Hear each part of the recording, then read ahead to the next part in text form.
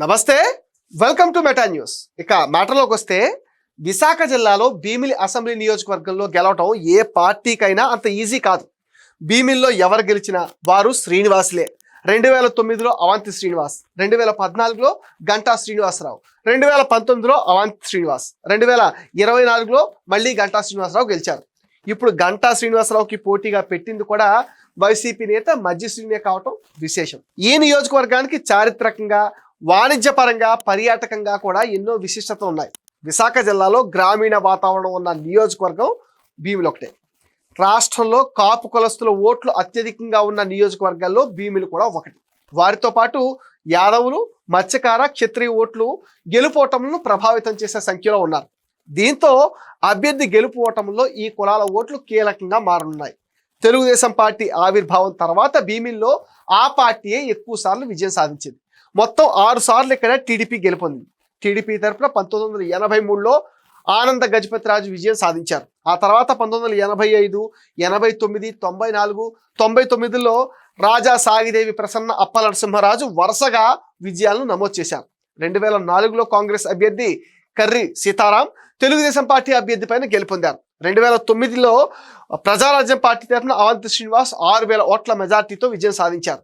ఆ తర్వాత 2014లో మళ్ళీ టీడీపీ నుంచి గంటా శ్రీనివాసరావు పోటీ చేసి దాదాపు 37,000 ఓట్ల మెజార్టీతో విజయం సాధించారు.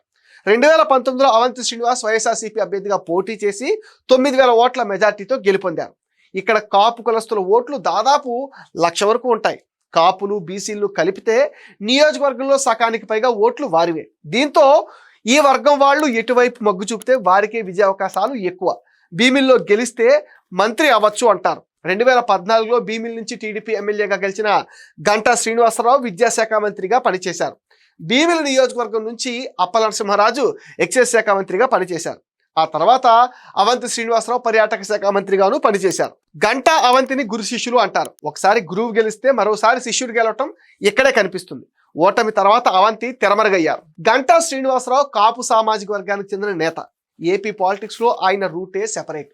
గెలిచిన చోటు నుంచి తిరిగి పోటీ చేయకపోవటం ఆయన ప్రత్యేకత.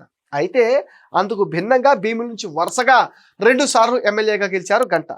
ఇప్పటి వరకు ఓటమెరిగిన నేతగా పేరున్న ఆయన గతంలో మంత్రిగా కూడా పనిచేశారు. నారాయణకు గంటా శ్రీనివాసరావు వియ్యంకుడు. మొన్నటి ఎన్నికల్లో మళ్ళీ గెలిచినా ఆయనకు మంత్రి పదవి ఇవ్వలేదు. 2014, 2019 మధ్య చంద్రబాబు క్యాబినెట్లో హెచ్ఆర్డీ మంత్రిగా పనిచేశారు గంటా శ్రీనివాసరావు. అప్పట్లో పార్టీ సీనియర్ నేత, ప్రస్తుత స్పీకర్ అయ్యన్న పాత్రుడితో వర్గపోరు నడిచింది. విశాఖ భూ కుంభకోణం సహా అనేక అంశాలపైన అయ్యన్న పాత్రుడు, గంటాల మధ్య వార్ పీక్స్ లో నడిచింది. 2019లో టీడీపీ ఓడిపోయిన విశాఖలో మాత్రం 4 సీట్లు గెలుచుకుంది. వీటిలో గంటా విజయం సాధించిన విశాఖ నార్త్ ఒకటి. అయితే గంటా పార్టీ మారతారనే వార్తలు అప్పట్లో హల్చల్ చేశాయి. 2024 నాటికి ఆయన భీమిల్లో పోటీ చేసి ఘన విజయం సాధించారు. అధినాయకత్వంతో విభేదించడం, అలకపోనడం వంటి చర్యలు గంటాకు మంత్రి పదవి ఇవ్వకపోవడానికి ప్రధాన కారణాలు అయ్యాయి అంటున్నారు. త్వరలో కేబినెట్ విస్తరణ జరిగితే చోటు దక్కించుకునే ప్లాన్లో ఉన్నారు గంటా. ఇప్పటికే భీమిలి పార్టీ వ్యవహారాల్లో క్రియాశీలకంగా వ్యవహరించారు గంటా తనయుడు రవితేజ. మరోవైపు విజయనగరం జడ్పీ చైర్మన్ మజ్జి శ్రీనివాసరావుకు వైసీపీ అధినేత జగన్ కీలక బాధ్యతలు అప్పగించారు. ఆయన్ను భీమిలి నియోజకవర్గ సమన్వయకర్తగా నియమించారు.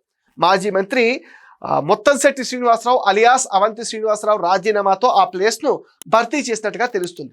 ప్రస్తుతం మజ్జి శ్రీనివాసరావు విజయనగరం వైసీపీ జిల్లా అధ్యక్షుడిగా ఉన్నారు. నిజానికి భీమిలి తెలుగుదేశం కంచుకోట. 2019లో మాత్రమే వైసీపీ గెలిచింది.